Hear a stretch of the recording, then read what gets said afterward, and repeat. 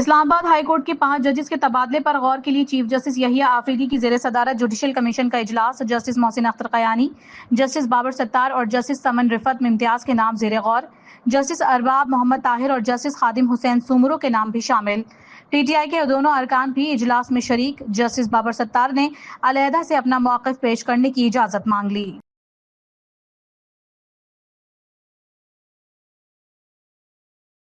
ججز کا ٹرانسفر گزشتہ 50 سالوں میں کبھی نہیں ہوا ان کی مرضی کے بغیر، اور 27ویں ترمیم میں اس کی مرضی والا شک بیچ میں سے نکال دیا۔ ایک جج کو دوسری جگہ میں ٹرانسفر کرنا ایک بڑا سیریس مسئلہ ہوتا ہے۔ پاسٹ میں کبھی ایسی مثالیں ضرور ملتی ہے، لیکن جب جج کا ٹرانسفر کیا گیا تو اس کو ایک ایلیویٹڈ پوزیشن پہ لے جایا گیا اور ایک خاص ضرورت کے وقت اس کی مرضی کے ساتھ کیا گیا۔ اگر آپ ایک جج کو دوسری جگہ ٹرانسفر کرتے ہو تو عدلیہ پہ ایک بڑا قدغن ہے۔ آلریڈی عدلیہ سے لوگ اعتماد لوگ کھو بیٹھے ہیں اور لوگ نہیں سمجھتے کہ انصاف ہو رہا ہے یا یہ کہ عدلیہ آزادانہ اور آزاد فیصلے کر رہی ہے، اور اس لیے نہ صرف یہ کہ امپریشن میں شاید اس کا حقیقت کے ساتھ ایک بہت بڑا تعلق ہے۔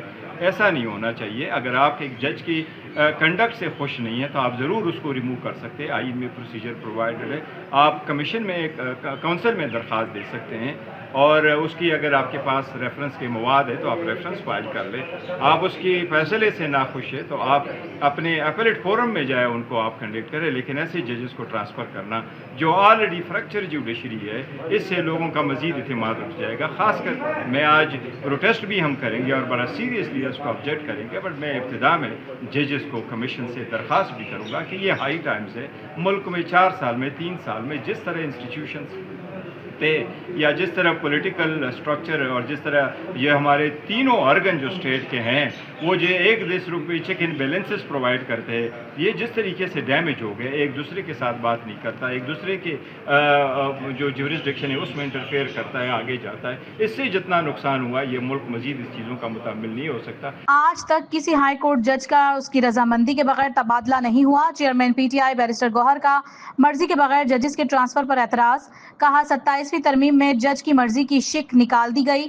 یہ اقدام من مانا، غیر منصفانہ اور سزا دینے کی عکاسی اور عدلیہ پر انتظامیہ کے کنٹرول کو ظاہر کرتا ہے۔ ججز کو آزادانہ طور پر اپنے فرائض انجام دینے کا موقع دیا جائے۔ پی ٹی اے ٹریبیونل کے ممبر فائنانس کی عدم تعیناتی پر وزیر اعظم شہباز شریف اسلام آباد ہائی کورٹ میں طلب۔ جسٹس محسن اختر قیانی نے کہا کہ وزیر اعظم 18 مئی کو ذاتی حیثیت میں پیش ہوں اور بتائیں کہ ٹریبیونل کے ممبر فائنانس کی تعیناتی کیوں نہیں ہوئی۔ وزیر خزانہ محمد اورنگزیب کا آئندہ ماہ $25 کروڑ کا پانڈا بانڈ جاری کرنے کا اعلان، کہا آئندہ ماہ آئی ایم ایف سے نئی قسط مل جائے گی۔ سعودی عرب کے بعد دیگر دوست ممالک سے فائنینسنگ کے حصول کا ارادہ نہیں۔ جی ڈی پی 4% تک رہنے کی امید ہے۔ مارچ میں کرنٹ اکاؤنٹ $1 ارب سے زائد سرپلس رہا۔ گزشتہ ماہ روشن ڈیجیٹل اکاؤنٹ میں $260 ملین آئے۔ I M F executive board کا اجلاس 8 مئی کو طلب، پاکستان کے لیے $1 ارب 20 کروڑ کی اگلی قسط کی منظوری دی جائے گی۔ موسمیاتی تبدیلی کے آر ایس ایف پروگرام کے دوسرے جائزے کی بھی منظوری دی جائے گی۔ پاکستان اور آئی ایم ایف کے درمیان اسٹاف لیول معاہدہ 27 مارچ کو طے پایا تھا۔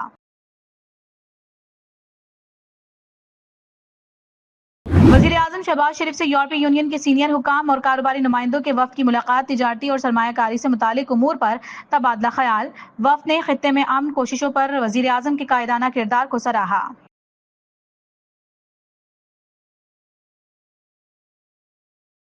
پی ٹی اے نجکاری میں بڑی پیش رفت، عارف حبیب کنسورشیم نے پی آئی اے کے 100% شیئرز خرید لیے۔ ترجمان پی آئی اے کنسورشیم کے مطابق عارف حبیب کنسورشیم نے پی آئی اے کے مزید 25% شیئرز کی رقم جمع کروا دی۔ معاہدے کے تحت 45 ارب روپے کی بینک گارنٹی بھی جمع کروا دی گئی۔ عارف حبیب کنسورشیم کے پاس پی آئی اے کے 25% شیئرز کی خریداری کا آپشن موجود تھا، جبکہ انہوں نے پی آئی اے کے 75% شیئرز پہلے ہی خریدے ہوئے ہیں۔ صدر آصف علی زرداری کا دورہ چین، صوبہ ہنان میں ماؤ زے تنگ کے آبائی شہر شاوشان کا دورہ، پیپلز کانگریس کی سینئر رہنما جی یونگ کی جانب سے استقبال، صدر مملکت کا چین کے انقلابی رہنما کو خراج عقیدت، مجسمے پر پھول چڑھائے، ماؤ زے تنگ میموریل میوزیم کا بھی دورہ کیا۔ بانی پی ٹی آئی عمران خان کی آنکھ کے پروسیجر کا چوتھا مرحلہ مکمل، ڈاکٹرز نے بینائی پہلے سے بہتر قرار دے دی، پیمز اسپتال سے دوبارہ ڈیالہ جیل منتقل۔ پیمز انتظامیہ کے مطابق مریض کو گزشتہ روز اینٹی وی ای جی ایف انٹراویٹریل انجیکشن کی چوتھی ڈوز دی گئی۔ میڈیکل پروسیس سے قبل بانی پی ٹی آئی کی رضامندی حاصل کی گئی۔ پاک فوج کا افغان طالبان رجیم کی جارحیت کا منہ توڑ جواب، آپریشن غضب للحق کے تحت بھرپور کارروائیاں، افغان طالبان کی چمن سیکٹر میں متعدد پوسٹیں تباہ، سرشان، المرجان، ایدھی پوسٹ، گاڑی سمیت دیگر تنصیبات کو کامیابی سے نشانہ بنایا گیا۔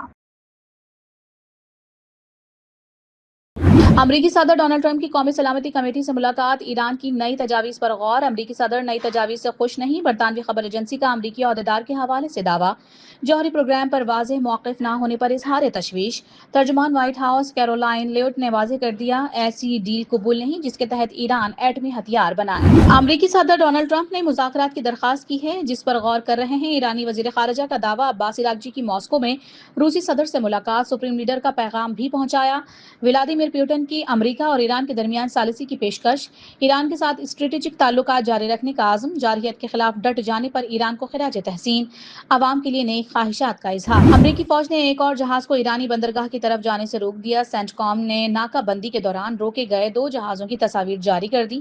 امریکی وزیر خارجہ مارکو روبیو نے ایران کی جانب سے آبنۂ ہرمز کھولنے کی شرائط کو مسترد کر دیا، کہا آبنۂ ہرمز پر فیس عائد کرنے کی کوشش ناقابل برداشت ہے، ایران کو فیصلہ کرنے کا حق نہیں کہ عالمی بحری گزرگاہ سے کون گزرے گا۔ آبنۂ ہرمز کی بندش پر اقوام متحدہ کا ہنگامی اجلاس، U N secretary general Antonio Guterres کا عالمی گزرگاہ فوری کھولنے کا مطالبہ، کہا کوئی ٹول ٹیکس قبول نہیں، عالمی معیشت کو سانس لینے دیں۔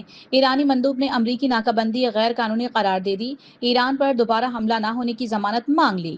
پاکستانی مندوب عاصم افتخار کا آبنۂ ہرمز میں رکاوٹوں پر اظہار تشویش۔ اقوام متحدہ میں ایٹمی عدم پھیلاؤ کے معاہدے کے نفاذ سے متعلق کانفرنس، ایران کے نائب صدر منتخب ہونے پر امریکہ کا اظہار برہمی، امریکہ اور ایرانی مندوبین کے درمیان تلخ جملوں کا تبادلہ، امریکی نمائندے کرسٹوفر نے ایران کا انتخاب ایٹمی عدم پھیلاؤ کے معاہدوں کی توہین قرار دے دیا، ایرانی نمائندے رضا نجفی بولے، امریکہ دنیا کی واحد ریاست ہے جو ایٹمی ہتھیار استعمال کر چکی ہے۔ آبنۂ ہرمز کی مسلسل بندش سے معیشت پر انتہائی منفی اثرات، عالمی منڈی میں خام تیل کی قیمتوں میں پھر اضافہ، برنٹ 109 WTI $97 فی بیرل سے تجاوز کر گیا، پاکستان اسٹاک ایکسچینج میں منفی رجحان، کاروبار کے دوران 1000 سے زائد پوائنٹس کی کمی، 100 انڈیکس 1,69,000 کی سطح کھو بیٹھا۔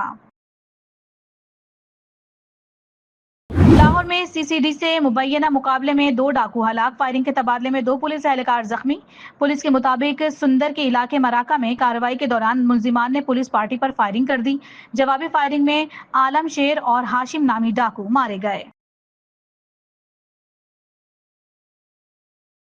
پنجاب کی ثقافت اور سیاحت کو دنیا میں روشناس کرانے کے لیے پلان تیار کر لیا گیا، ملکی اور غیر ملکی سیاحوں کو بہترین سہولیات فراہم کریں گے، سینئر وزیر پنجاب مریم اورنگزیب کا تقریب سے خطاب، کہا سیاحت کا فروغ وزیر اعلیٰ پنجاب کی ترجیح ہے، اس سے ترقی سے روزگار کے مواقع پیدا ہوں گے۔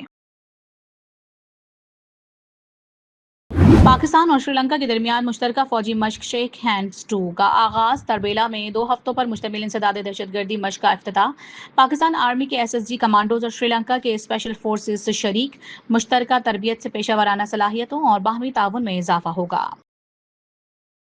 انڈونیشیا میں 2 ٹرینوں میں خوفناک تصادم، 14 افراد کی ہلاکت کی تصدیق، 84 سے زائد زخمی، حکام کے مطابق ٹرینوں کے آپس میں ٹکرانے کی وجہ معلوم کرنے کے لیے تحقیقات کا آغاز کر دیا گیا ہے۔